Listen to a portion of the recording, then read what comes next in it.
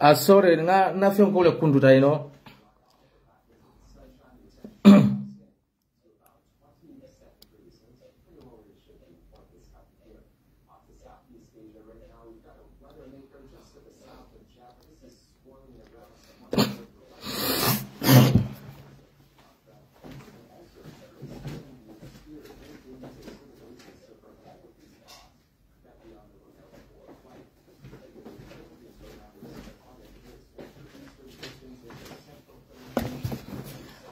Sorry, ngai mole nkole wa na ko ay na fion ko ay na live kundu ino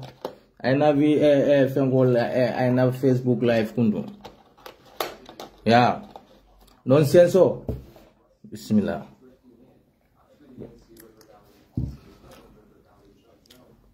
ejube e kam taytel dambane kata saudia ni mandin kadindiuni atele mandin kadindiuni men ya lokali alfankili alba alebe ifam aliyeto la lamele abubakar nyolla ifam aliyeto la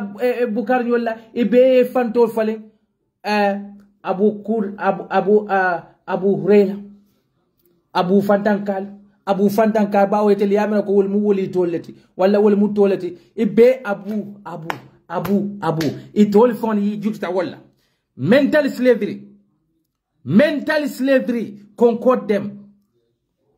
be afankile abu kare laban ko bukalo fo gambia diwna munyinti fo du sulafi on ba wala fo sudanela ba wetele ame wo arabu tolu ni yol loy kunadre you are automatic real muslim payo muslim abu mfantankal abu kare abu kadir abu zainab hana musol yebe manipulate abu bintu kari bintu mfantankal mfantankal umute al balnal fale to melal al jututa wala because of this Arab mental slavery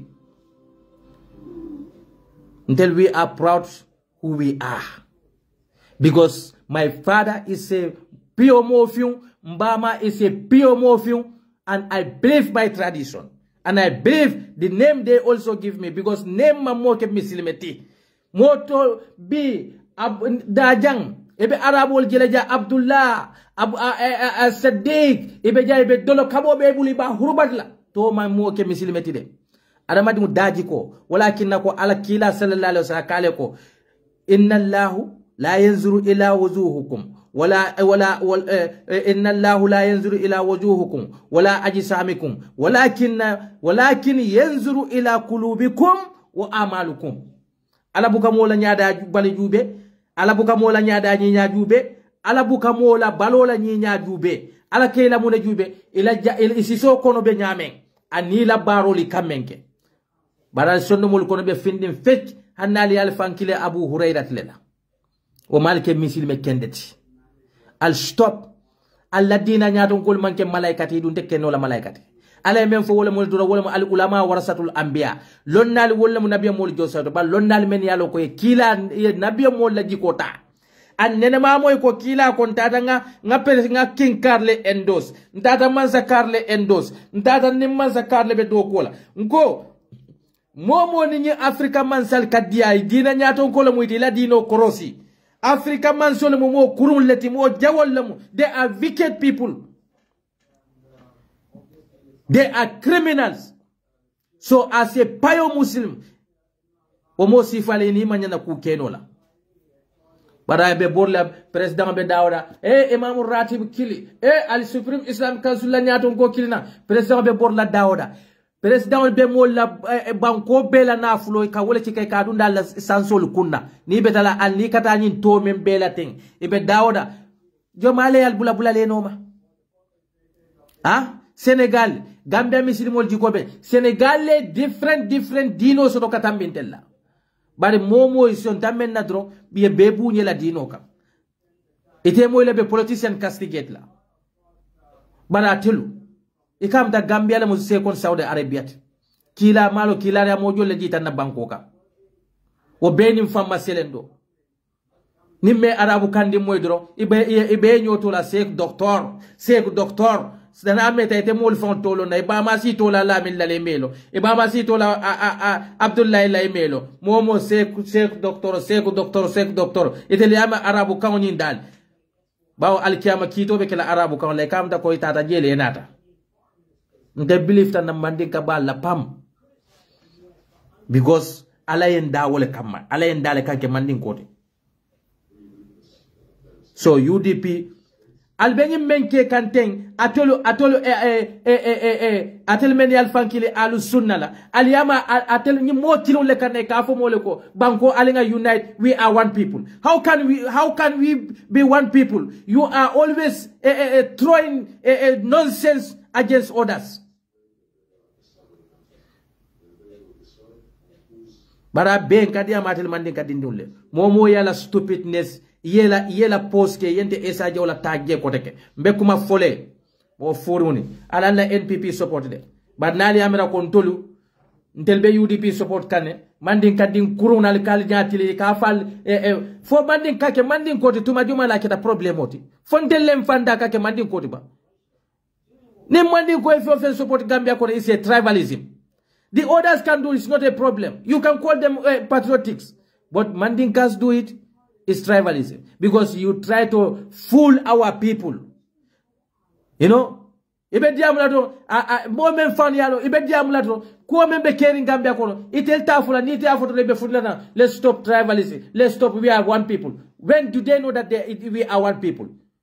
But momo bela kola yen tagi la kol kono yen pontaki la post kono mbe kuma sifa fole mari election la mu Gambia la mu membe je mbele den dala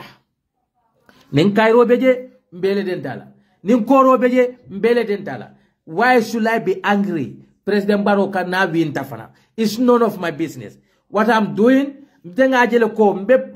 daha men kono jang hanna tan fentembul tel fuara yata jamani mala beti bari at least nga privilege men so nyim banko ka. That's what I wish for my people in the Gambia. Apart from that, I don't want anything. And I believe that is the only UDP who can install sanity and unity within the Gambians, because they are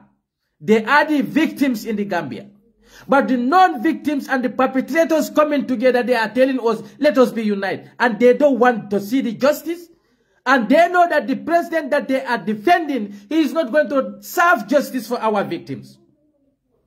But they back him. But al-salo Allah subhanahu wa ta'ala, wallahi, ala mansaba killing it, ala ajaw zalla, al-balo nako Gambianul, ala atede, akai kuma fo akake to nyaleti baral salonde ate mansata la teleka kiti kola mendi ataye wallahi alinga sijang nga president Barrow la ba jube fembe president Barrow support ka ala close friendul alinga si ngela ba jubal balo nako ala azawa zalla wa ma rabbuka bizalami lil abid ala man kala jon to nyelat ha ye molla mol fa ye solo sandem fa not because of I kuleke, not because of solo mala balwosoto, not because of solo standing, a fotalabe mendomola, but the sympathy he have a Gambian for his neighbors, for his fellow citizen, wele solo standing late kafundi. It is stupid to remember for can be. Double solo standing fa. Alabe kito kutule ni temale. But telling ko solo standing na saya will never go in vain. We will keep fighting, we will continue fighting, and we will stand to defend the UDP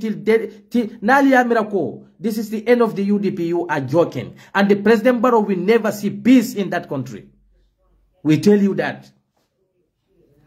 Altata President Barrow ya, ka fasa faniyakan. Altata ya, ka defend aliyalon ka be menke ka man better, but because of Allah hatred against one particular tribe.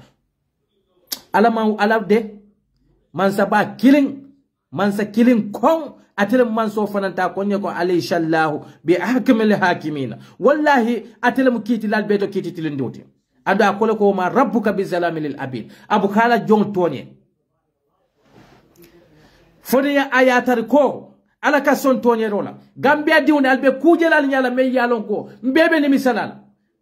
Ba solo sanding amamfa ko konkole balade. Aman faye kule ka badin nade. Solo sandem fata kaje ko Gambia is safe. Many nyantola justice kela bi. Solo sandem fala ni wolle lata nyoka. Ibe celebration lambe biomento. adamadi unde kanyon adamadi utonye bari ala manke tonyer lati de ye dabo bute presem barobe lori abe larin laran ko adun talaran ko dabo ni yellow dabo 60 abe otama abe for abe 68 years ba ya but ya dindin kortol ya lipa ya kun fara yellow be bolala bi wo dabo amake fenkan amanke ko konkole balade amake ko komin ko adiunle mando ko sono hani ima kun fara de because of adiuni wolle man bal wo sono amanke woti bara ko Gambia kaje ko Gambia bo bulkurun kon bi wo men ye dabo bute fo ya kun fara on behalf of the political party men bi wolle be je ko te kebe celebration ola e be dabo nene kay be dabo wo ma rabbuka bi zalamil abid ala bukala jon tonye Gambia be ku jelal nyala al bebe nimisala killing wallahi fone ya tar ko ala de akala jon tonye bawo ala fanga ya fonyele ko inni haramatul zulmu ala nafsihi wa za'alatuhu bainakum muharraman fala tazalimu ay tonyero haramu yanda fanga male ala me yalon ko atele mu man sota atele adamadi da huwa fa'alu lima yurid atele ka ko kemen diata no ala subhanahu wa ta'ala fanga lota ko ay tonyero haramu yanda te ala fanga male ate ala mo me yalon ko o mote kering o da fende kering menyantate ala question na munati ne nyinke no fang safo ko ay tonyero haramu yanda fanga male ako za'alatuhu bainakum muharrama ayakala jongni tambon tema fana haramu fennetin kana to nyotonye de bari men ye tonyero ke bi Gambia wo jamal molle lata nyoka ka tonyero faza ala dun kalen ne ko ya ayyuhallazina amanu atul adamaduni lima talbisuna alhaqqa bil batila wa taktumuna alhaqqa wa antum ta'lamuna mun yatinna ko atali aljabalu alkallanyo kan alefsonya taliya aliyalsin lo akan alefani altaliye promote ando aliyalon ne ko albetonya men local sion kan albetonya men dundikal sion koto albetombo ka e kana fonte aliyalon nyille mutonyal Gambia bi albolla bari alakale wa ma zada zalimina illa kasara bari tonyendir lal fanande mbuke la fa fenna na manke kasaro lete woto Gambia foni ya tare ko ala kala kuma kawon bay adu ala dum manke o man soti men kala kuma kawon bay ngo jamala ta nyo kande ka tonyero fasa wallahi billahi ala to mansati Gambia be nyingele nyaala ye mol bute tonyero kan ye mol fa tonyero kan ye mol la fiol table tonyero kan bar meni fani yo tonyero ke ntel nimmembe wo tonyero kelendi kannu bi kono men ye wo tonyero ke walla nata lawo mo kan ini denta kantel kele pour question lo mune kan tonyero men keta Gambia kono misilimo jama fana men ye fankili misilimo la wol fana nata ko ke ka wo tonyero nyim fasa alala kumo buta bayila de bawa ko ma rabbuka bi jalamil abid abuka jon tonye de ado ko fana wo ma zada jalimina illa kasara bari mbuka tonye ndir lal fana mbuke la fa fenna na make kasaro lete woto Gambia l'esprit mota kela mota fenkela wo bankoka Gambia din kilente fenkela wo bankoka bari alabe kito tela ate alame yalon ko abukala jom tonye yes ali bulay jele ali bulay celebration okay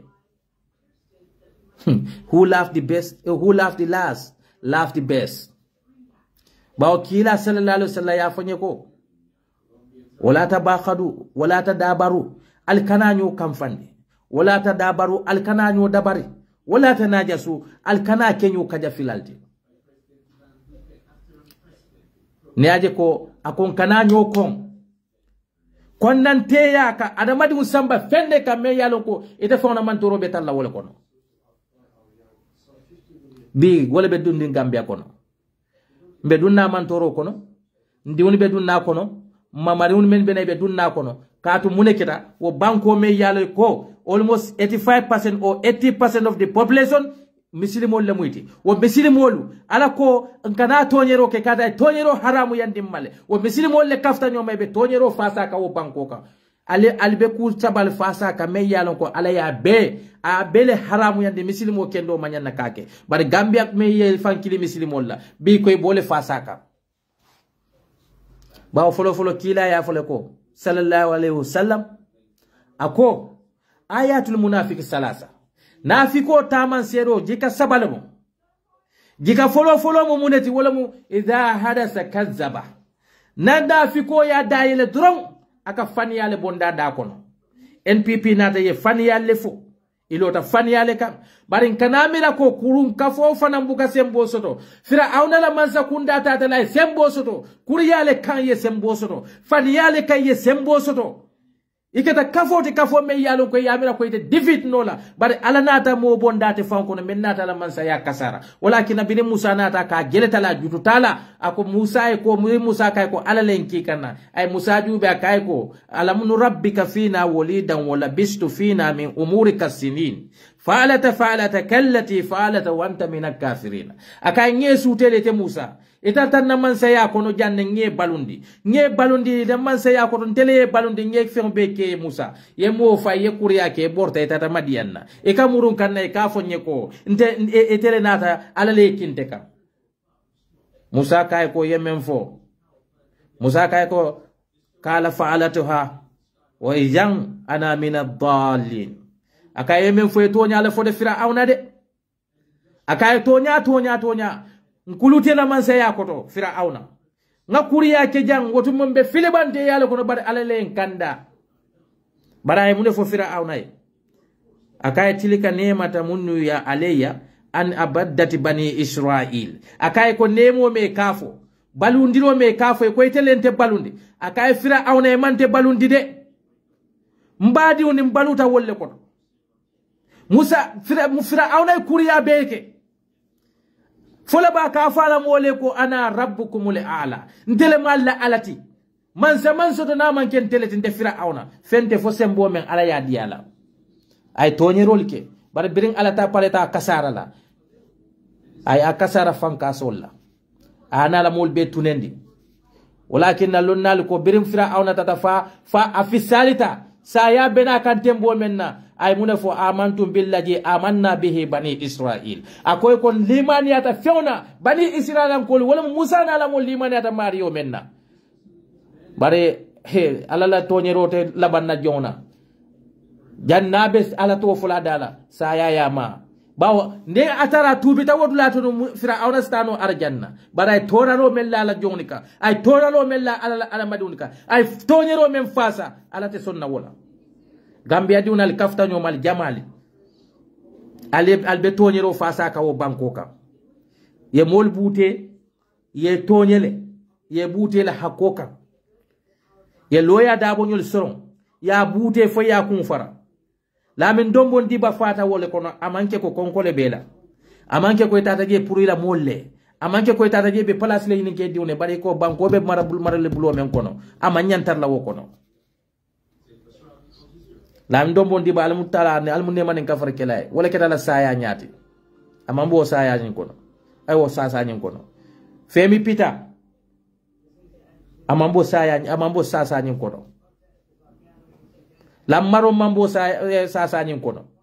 noko njay hali sa afile abajala bala jata kende asoto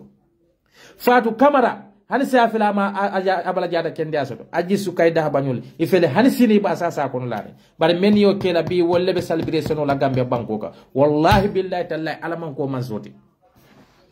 we will regret this. Gambia will regret this. Bawo ala kole ko abukala mantole halaki foren tumo men no manto jamalata nyoka ka fani ya fasa adu wole be Gambia kono because of our hatred against each other. Ala ko ni laftan na jamal halakila ni laftan na mantole halakila nsi nyaati ndi la nyaaton ko la men yalon ko wole be halakila bawo ala kole ko mbuka mantaw manta nkan nyaaton ko bondal kono aljiko be nyame according to your attitude and your characters. Yeah. But in Aliamal Bakeka UDP lela. Some think that they are fighting against Mandinkas. Why you are creating something Mayalonko, you will regret about it till end of your life, till your generation also many alonko they will follow you, they will regret it. Alamanko man satide o marabuka bizalami lil abid. Alabuka ala jong abuka tonye. Adamadi uneka adamadi utonye. But ala te jong tonye la. And that is Allah subhanahu wa ta'ala. Atelemu fay kum fay kun ateleka fu adamadi uneka ke. So fenna lafta kadura ka ke o kakele.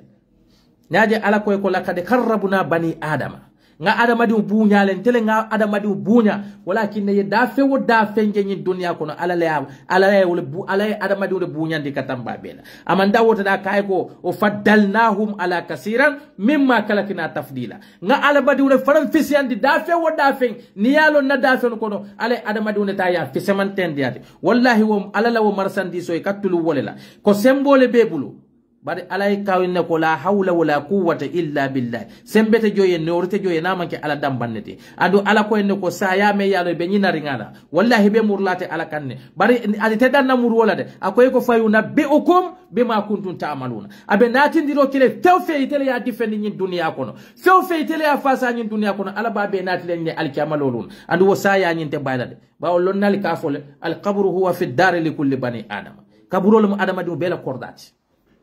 ali kamfandiro ke ali celebration ke but at celebration ending you will never feel happy because mol yelo te bonna wo banko ka wonya men yo yelo boy ni ye kafunyo ma yolle kontane de bi ye dol tonye ye men tonye wol ni hansay ni torobe siri wo banko ka al ke hadani ala man ko man sate andu wo banko ni wol ye fankili mislimo le na al mantara ke kallo ya dabola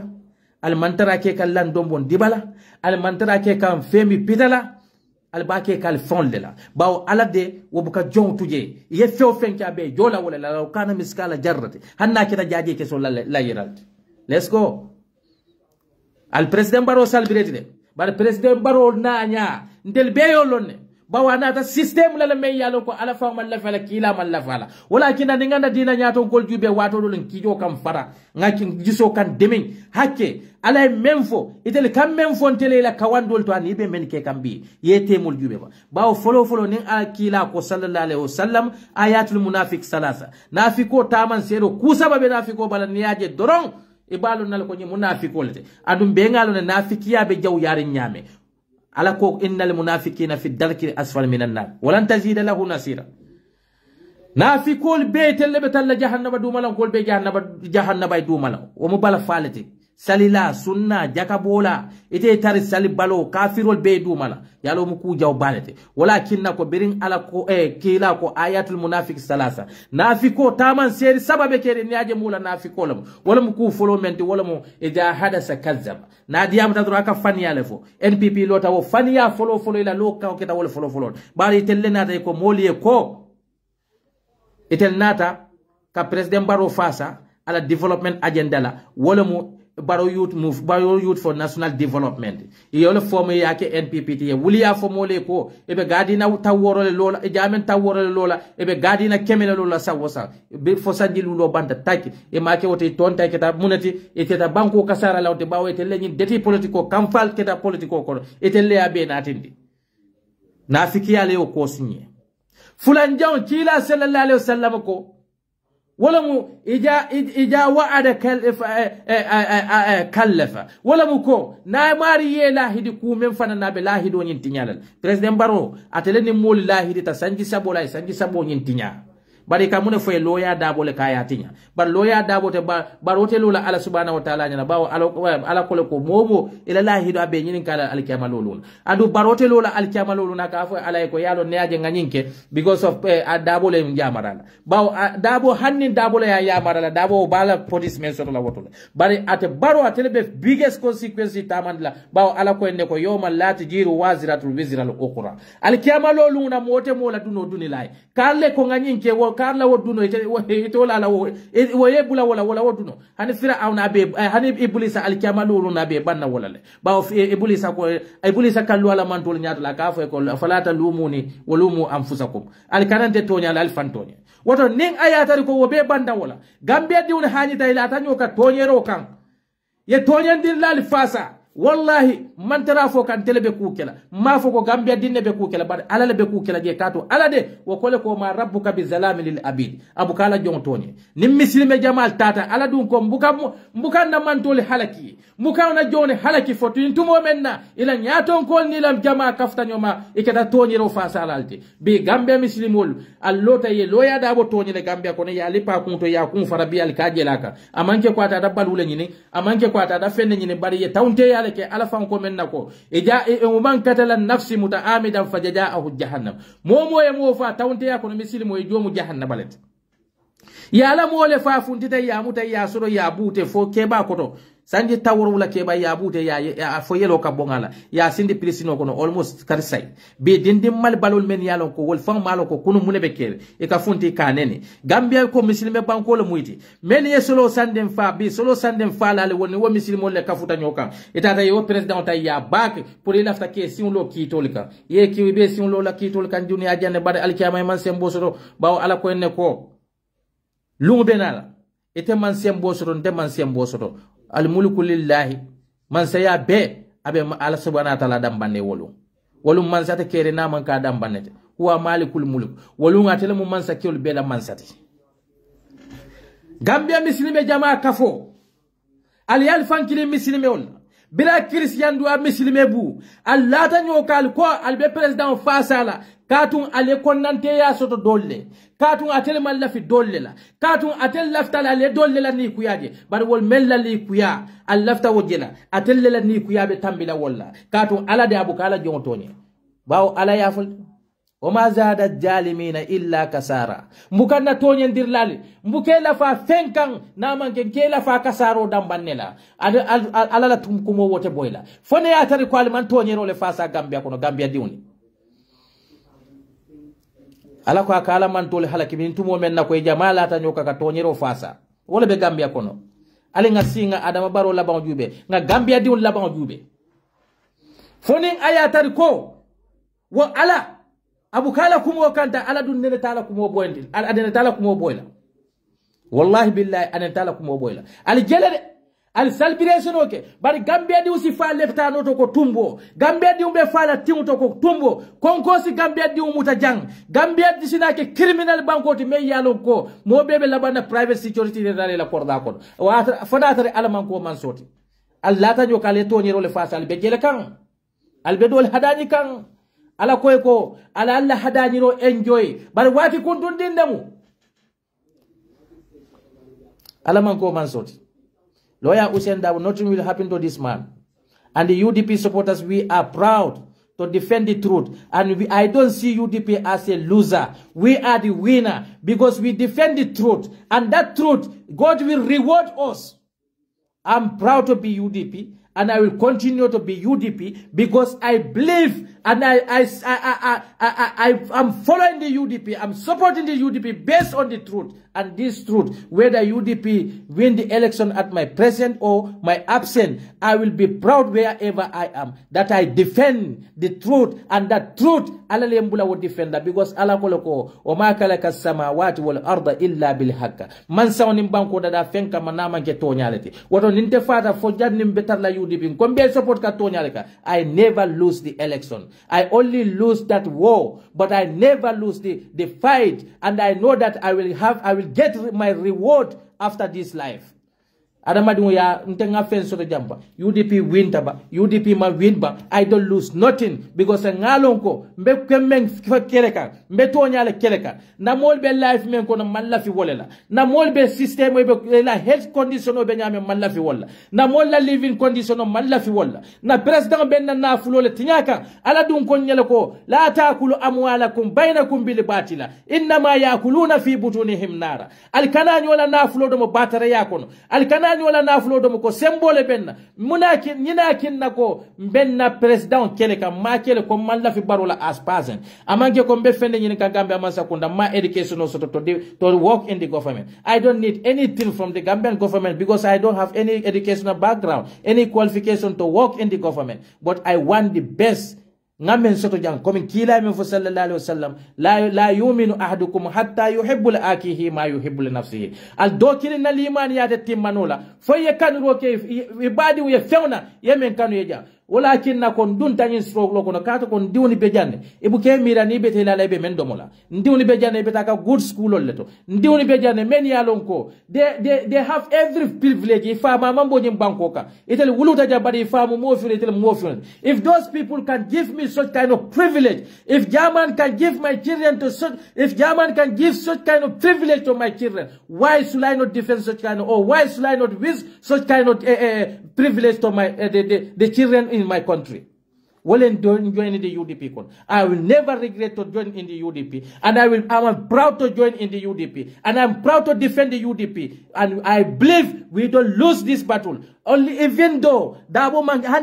man see President Yala, but I'm proud, and I know that we don't lose because nga Tony ala kele nyim bankoka. Ba onka fo mole ne ko mbuka fale baluo samba na suwokon mbuka fo moy ko domoro samba na mole nga fale ne ko Gambia leptanol mambete nga fale ne ko Gambia silo mambete nga fale ne ko na musol be faka tiumento. They don't deserve that. If people see me as an enemy in the country, but you should check yourself, because ma fo ko na musol be faka leptanoto ndamuso bi fentembul ntel fuara ya Gambia bet, but my wife hanna be wulula Gambia bet a private clinic order. I can afford to pay that one. Mbedumandi umen soro kanja, I'm content with that. But ite ko e kan tele jele ite men kata mano poti sang ite men be kumbo ka commerce ko no mande ite ko e kan te jele ni te ni yo man ko yante ni yo nyanta ko yalla be tel la right fight kam nte mambo jande bar be nyim banko kanja na am guarantee here Allah subhanahu wa ta'ala ma ko ro kama man ken din kende yati de, but guarantee ta jantole ndere ite nde sandi na kudante sin sandi no wala ka foni nga mofa hani nga duro kule wafu janko mum fe ndunne mbaka duro ko wafu momo be jaman jaye e sa jawla lonne men nimmen be sate kilim alhamdulillah bari teme yalo be kumbo ka bari ko because of nyum bugudu sose mutok sose tokutaba fula tokutaba sarakulle tokutaba. The government, African government are government, and then they don't care you people. Ebenala le yaldambal dundi nyole ka fulo le ko mandin kol man la fialla mandin kol surwal man la fialla surwal mandin kol man la fialla ite surwa fada yamira ko mandin kol be kele kay ni mandin kan ebo be siri sanji jolal man ku kenyol ini mandin ka dindi le kuluta nyoko nal keta frenti alman problem soto al sita class wala ko alman problem soto, but the selfish politician on men kam ta ko be lafri mansa kunda ye tuje they are power hungry e kal brain wash ala men kon kila e men kon inyo adamadu ni ba kon na kon sila kendoka, but ni ba kon na fa ni ba kan la fana kon sila kendoka walakin na kila ko ni be mo kanula akanu sila kendoka ala la siloka bari ni be mo konna kon ala la silo fananka say boli yani kay bari be mo konna ala la silo kanyadi akoy ko ni mo kena wuliya folate ni yako wuliya foka ala man la fi wuliya la yako ala la silo lak ala man la fi konnante yala ni mo konnante o te hasido la mo yako ala wa hasidi yala kay yako ala la silo lak bari Gambia nolu al ka UDP ngolle hadani al kay bulo ko si al ko UDP government do musta am fi so se government do musta am fi way yaw ya dem hôpital bu selte hôpital Banjul yaw ak UDP supporter aw yaw ak so se ye nyota se si gannaaw marché ye ñoo complain sim marché defa metti way te dem na marché way marché bi defa metti way man buguma UDP mu tok way ma buguma so se mu tok so se tok nawo so se toguduwo Gambia yep ñu ñoko boka Gambia yep so difficulty mu fof ñu yep a soda yow feke sa yow mu nga dem ngeen ka fu ñaadi la ngeen seedo lal hôpital ak UDP supporter lo mu na def fof ebe mu ne keno la woto so deme Banjul so se mu ngi fa si hôpital Banjul so mu ngi fof so se mung tok fof wolof mung fa pulo mung fa so dame banza hôpital so se mungi fa wolof mung fof waye de nga dog ni man buguma so se mu tok baro mungi tok rek te nga dem baro nga wax ko baro mande so se la he yeg yangi tok wacel sun maro lol kay def ma de kontaan so baro def na maro 700 parce que yow jange he so se nga he lol kay he jamala so deme nga wax baro ñun sun marché bi defa metti demar ma sako maro $700 parce que man sauce la he pour yow nga tok so baro def non wallahi sahebi mo kay def amna jariñ way yow ya nge sona yow ya nge dem marché bu nga xam ne sauce mu ngi fof Paul mu ngi fof lo so demee fofu nga wa ka fu ñaade jaay kat bi man sauce la he be baro muto nga gis ko da e la fen ko wañi la ah waaye yéen amuloo bopp amuloo fayda danga foog ni hey soose waa hey Paul waa hey fale moo indi jàmm parce que yow yaa ngi dof yow danga dof yow yaa gën a dof parce que doomi Mamboure Njie amul time boobu doomu Baye Lamine Diop amuloo time boobu doomu Ibrahima Silla soose ñoo bokka ak wolof ak Paul yépp si government lifin bi waaye ndeysaan wo mandin kol men yalo ite men bafula ko buguma soose Ibrahima Silla soose la mu ngi si government bi sa président sa soose la sa vice président sa soose la sa CDS military bi soose la sa interior minister soose la de sa information minister soose la de ni yep 95% government soose la yow bugulo soose government mu toog ñun dañoo support UDP dune UDP parti soose la soo fekkee dema support soose ay mandin kaya dema support président Barrow de parce que cabinet am yépp soose la 95% of cabinet am soose la waaye ñun bugul lool ñun lu ñoo gis mooy ni jàmm na am Gambia na Gambia am jàmm wallahi loolu la ñu buga lañu buga parce que Gambia dafa metti de wallahi Gambia dafa metti yes brother Baba Inimba welcome yeah yalo ni coming for drone well only stupid Gambia no leke mirating because it's so sad we have illiterates and these are people whereabout they're already into our society. So it's so disgraceful, really. Because Gambia no menke mirating. I call them the illiterates. Yalong. So sad. Isitano karambungoto yeji, but you don't know nothing. That's true. You understand? Gambia no molsiatan konole many along ijanteje andung. These are people whereabout ibe society konole. And these are people they have a platform to write certain sentence or to come and talk certain illiterate words. Yalo nying ntaka memfo nyinka fit nole wule ndi banko kang. They don't know. And bi ni bajela molbe Rwanda foka no bi Rwanda folota nun tenne. Genocide folota tenne. Yeah. And Gambia, we are very small for certain things. You see? Gambia more left fututa many alo inisi kote ngol lel fututa but left them explain na anga bad infantry stop jang woman place soto in Gambia. That's what I'm telling them. That's Monday Kayalo, I will support President Barrow, but I don't give a damn about that. Okay. Africa politician will jama beje na nyato ko le kanyineke e ka banku dun sobindi nyoto la ka banku dun dundi nyoto ita be ni ka fo mene ko fulo le mande ko man la fa nde lawo ma ko na taba hani se fula satol beje men yalo ko ordinary drink potable drink water ma soto no e ka ga fo le ko mande ko man la patel wo fulo ni wo mande ko le be sire ba ke men la wo fulo la ordinary drink water ma sin no wolle but because of it lafta men na do ka fu fulo ni mande ko campagne nyo kama e man fen keno e man jada kende abondi no ka e men education of betendi no ye fen wo bela wo ko la ko te la sinyo ya fa ne boti na kete but this is more the wickedness. It's not sad. Na darabi te ko ika mandinka ko wala kele itela government be mo mandinko ambe mandinko le e be jene bondi la je sai this is president mandinko vice president mandinko CDS military nyato ko mandinko information minister mandinko trade minister mandinko immigration officer mandinko isi la nyoka nyela mu cabinet Ni Mandinka Yalamu. That's why I'm going to support President Barrow. But I don't give a damn Mandin Kolobeke. I want the better system. Whether Mandin Kolobeke or Joe, I don't care. What I want that my people to have a clean drink water. Let the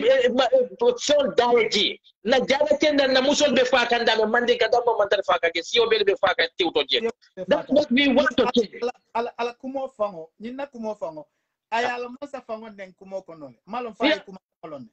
That's it. Yalo ni mosifal menula mirol man jamfa walel kanyin la kumol take janja. Yeah. Because ndeka fole na tara ikumo be jato bala. Itela miraro bete yata. Ni nakumota ya analyze ni nakumota ya si ye mirala bake ning ay juma le bula man government kono. Ate man jeneneng man sakunda kono. Yeah, this is it. But you know those people, they are big hypocrites. They will not talk about that. Even though it's funny, we have Mandinka, we have Wolof, we have Pyongon. But job. Wolof Lom, say Omar Fine, Wolof Lom, and see how you can. So you never see the Kajelan, so tell member battery and dump out to the Yoruba Banella. Even if you do not dump out, but it's a dump on Katasi. It is full of Mandin calling Surway Katasi, la cabinet or Corella, or Katala, because they get what they want. But until innocent people in America, we are suffering outside. We are attacking each other. Yalo nyine batandi lako. Wabanko ala jawol siatale. Wabanko because Gambia. Niko be ala jawol bondila wa Gambia na almamu dol fangol be je tetula je. Nkombe ngetele pamfolo maja. Ina daje kafo. E ma je be men fokante. Ila ni ustaz ndi nafi kol men yalo ke be fangela e bay ko etel mo ahlus sunna alum fantan kalleti e ba fula mole ko alhamdulillah our deen have been saved ila deen was saved because of UDP. What kind of insult nde do mal bebe taka arabic school